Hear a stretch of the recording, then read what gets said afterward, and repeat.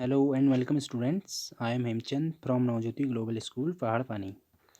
So students, आज का हमारा चैप्टर है micro organisms friend and Foy. हमने लास्ट क्लास में स्टडी किया था माइक्रो ऑर्गेनिजम्स होते क्या हैं, जिसे हम नॉर्मली बिना यंत्र के नहीं देख सकते। इसे हम माइक्रो ऑर्गेनिजम्स या सूक्ष्मजीव बोलते हैं। ये हमने स्टडी किया था। इसके बाद हमने स्टडी किया था वायरसेस। वायरस क्या होते हैं, एंड हमने जो नेक्स्ट आज का जो हमारा टॉपिक है, एंड हमने स्टडी किया था फ्रेंडली माइक्रो ऑर्गेनिज्म। जो फ्रेंडली तरीके से माइक्रो ऑर्गेनिजम्स होते हैं, इसके क्या वेरियस जो पर्पस होते हैं, ये भी हमने स्टडी किया था। प्रिपरेशन, जो कर्ड, ब्रेड या केक की प्रिपरेशन के लिए भी इसका यूज किया जाता है, इसमें यूज करते हैं। हमने जो आज का हमारा टॉपिक है, today we will discuss about topic where do micro organisms live.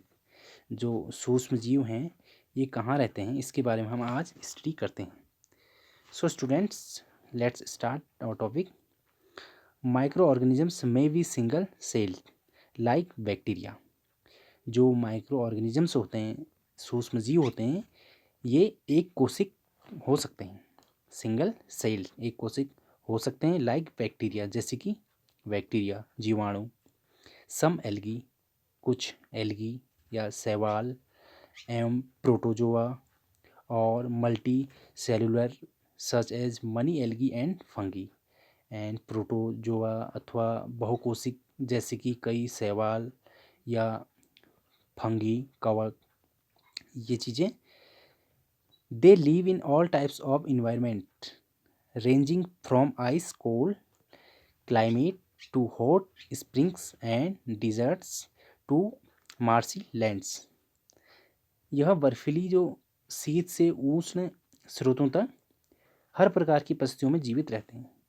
जैसे हम पढ़ते हैं, they are also found inside the bodies of animals including humans. Some micro organisms grow on other organism while other exist freely. अब इसके बाद जो हमने पढ़ा था, जैसे मनुष्य सहित सभी जंतुओं के जो शरीर के अंदर भी पाए जाते हैं। जैसे कुछ जो माइक्रो ऑर्गेनिजम्स दूसरे सजीवों पर आश्रित होते हैं, जबकि कुछ जो अन्य स्वतंत्र रूप से पाए जाते हैं, जैसे अमीबा जैसे सूक्ष्मजीव अकेले रह सकता है, जबकि कवक एवं जीवाणु समूह में रहते हैं। नेक्स्ट हम पढ़ते हैं micro organisms and us, means सूक्ष्मजीव और हम। अब इसके बारे में हम पढ़ते हैं, micro organism play an important role in all lives. जो सूक्ष्मजीव हैं, सूक्ष्मजीवों की हमारे जीवन में महत्वपूर्ण भूमिका है। Some of them are beneficial in many ways whereas some others are harmful and cause disease. अब जो इनमें से कुछ हमारे लिए लाभदायक हैं तथा कुछ अन्य हानिकारक तथा जीवों में भी रोग के कारक हैं। Let us study about them in detail. आइए हम विस्तार से इसका अध्ययन करें। नेक्स्ट हम पढ़ते हैं,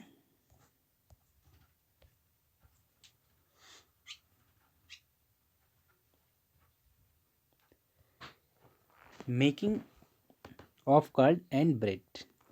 अब जो दही एवं ब्रेड का जो बनना है, कैसे बनता है, ये हम स्टडी करते हैं। You have learn in class 7 that milk is turn into curd by bacteria. आप कक्षा 7th में पढ़ चुके हैं कि जो जीवाणु हैं दूध को दही में परिवर्तन कर देते हैं। जो दूध को दही में परिवर्तन करते हैं वो बैक्टीरिया ही करता है। Next, curd contains several micro organisms. Of these the bacterium lactobacillus promotes the formation of curd. अब हम बोल रहे हैं कि दही में जो अनेक सूक्ष्मजीव पाए जाते हैं, जिसमें लैक्टोबैसिलस नामक जीवाणु प्रमुख है। जो लैक्टोबैसिलस है, ये इसमें जो बैक्टीरिया है ये प्रमुख है। इसके ही कारण दूध से दही में परिवर्तन होता है। वह दूध में जनन कर उसे दही में परिवर्तन कर देता है। It multiplies in milk and converts into curd. Bacteria are also involved in making of cheese, pickles, and many other food items. An important ingredient of rava, idlis, and bhaturas is curd. Can you guys why bacteria and yeast are also helpful of fermentation of rice, idlis, and dosa batter? अब इसमें जैसे हम बात कर रहे हैं जीवाणु, जैसे पनीर या अचार एवं अनेक जो खाद्य पदार्थों के उत्पादन में सहायक हैं, जैसे रवा, इडली, भटूरे का एक महत्वपूर्ण संगठन दही है। आपने अनुमान लगाया है कि लगा सकते हैं कि ऐसा क्यों होता है। जो जीवाणु एवं यीस्ट चावल के आटे के जो में सहायक होते हैं आटे में, जिससे इडली एवं डोसा बनता है। सो स्टूडेंट्स, समझ में आ रहा होगा कि माइक्रो ऑर्गेनिजम्स का जो कार्ड बनाने में यूज है वो कैसे है। नेक्स्ट हमारा एक टॉपिक है medicinal use of micro organisms.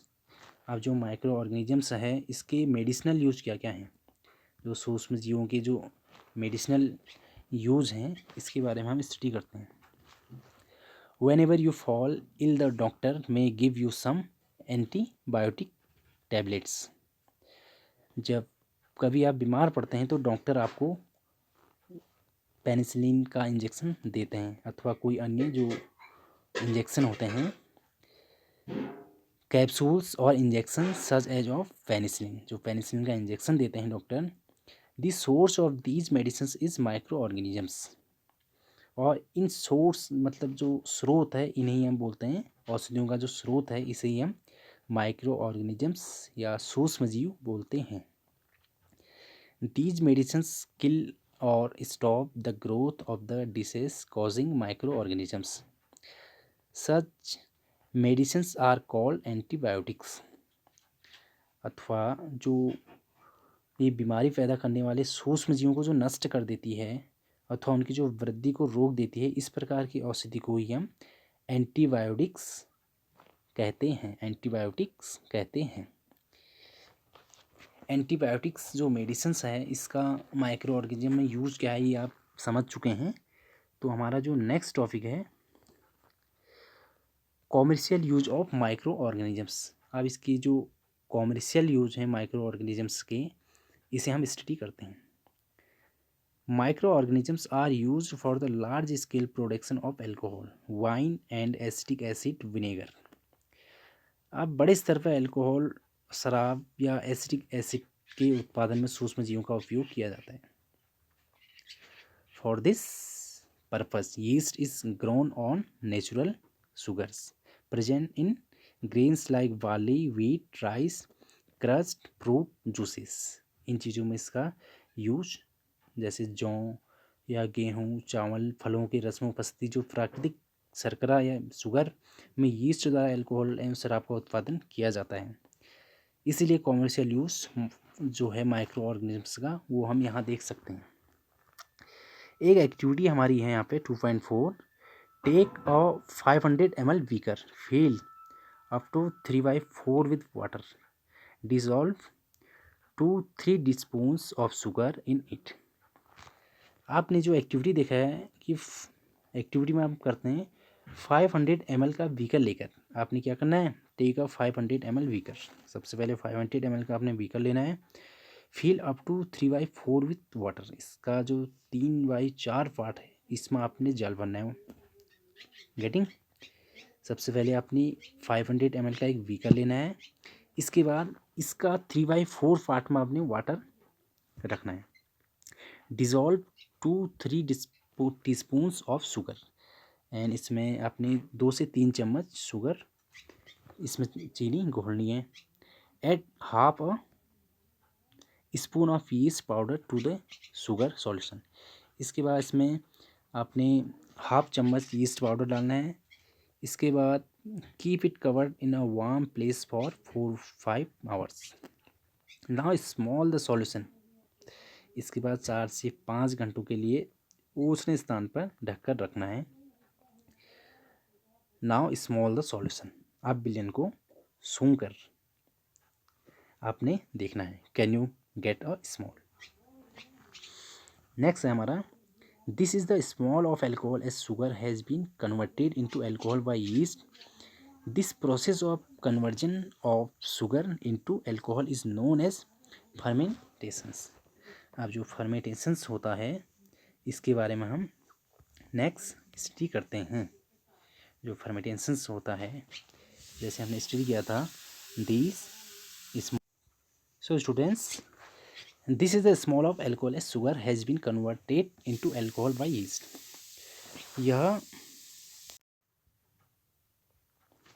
यह गंध अल्कोहल की है जो चीनी के अल्कोहल में परिवर्तन होने के कारण बना है।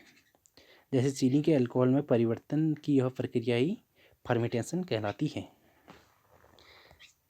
सो स्टूडेंट्स, नेक्स्ट हमारा टॉपिक है, इम्पोर्टेंट टॉपिक हम स्टडी करते हैं, इंक्रीजिंग सॉइल फर्टिलिटी। अब जो सॉइल फर्टिलिटी है ये इंक्रीज कैसे होती है इसके बारे में हम स्टडी करते हैं। मिट्टी की जो फर्टिलिटी है, उर्वरता में वृद्धि कैसे होती है। Bacteria, some bacteria are able to fix nitrogen from the atmosphere to enrich soil with nitrogen and increase its fertility। अब जो कुछ जीवाणु हैं एवं नीले हरे शैवाल वायुमंडलीय नाइट्रोजन का स्थिरीकरण कर सकते हैं।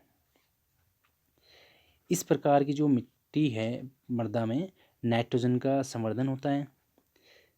These microbes are commonly called biological nitrogen fixers और इन्हें सामान्यतः जैविक नाइट्रोजन स्थिरीकरण कहते हैं।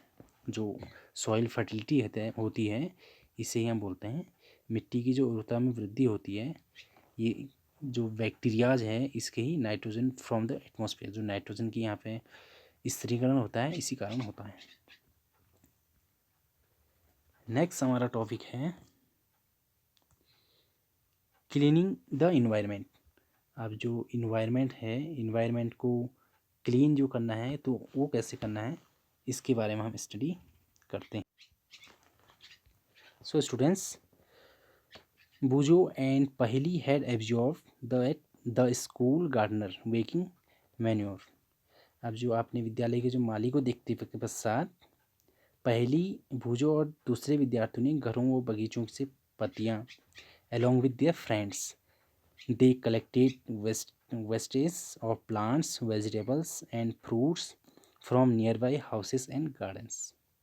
जो विद्यार्थियों ने अपने घरों या बगीचों से पत्तियां एवं फल सब्जियों का जो कचरा एकत्र करके उसके निपटान के लिए बनाए गए गड्ढों में डाला था। And they put them in a pit meant for waste disposal। after some time it decomposed and got converted to manure। Bujo and Fahli wanted to know how this had happened। इसके बाद जो गड्ढे में डाला उन्होंने, कुछ समय बाद इसका विघटन होने के बाद खाद में परिवर्तन हो गया।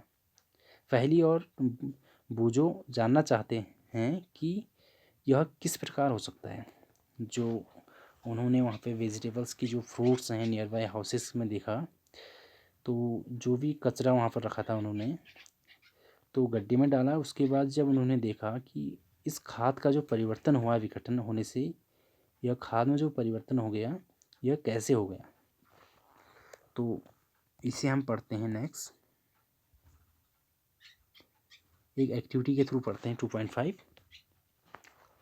Take 2 pots and fill each pot half with soil. 2 गमले लेकर प्रत्येक को मिट्टी से आधा भर दीजिए। Mark them A and B.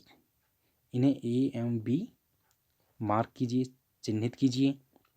Put plant waste in pot A and things like polythene bags, empty glass bottles and broken plastic toys in pot B.